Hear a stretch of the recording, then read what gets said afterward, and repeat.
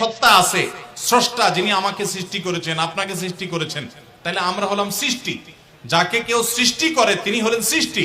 আমাদের আল্লাহর যদি আরেকজন স্রষ্টা আপনি খোঁজেন, তার মানে আপনি আল্লাহকে সৃষ্টি মনে করতেছেন। আসলে আল্লাহ তো সৃষ্টি না, তিনি হলেন কে?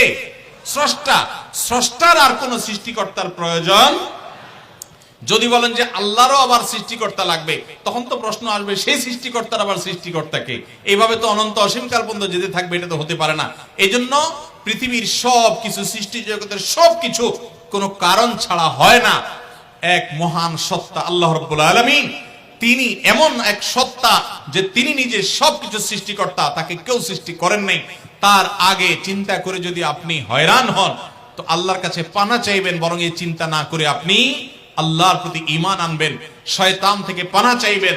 এই যে তিন কুল, এই তিন কুলের আমল এত গুরুত্বপূর্ণ যে আপনাকে শয়তান যখন মনের ভিতর আল্লাহর অস্তিত্ব নিয়ে বাজে চিন্তা করায়।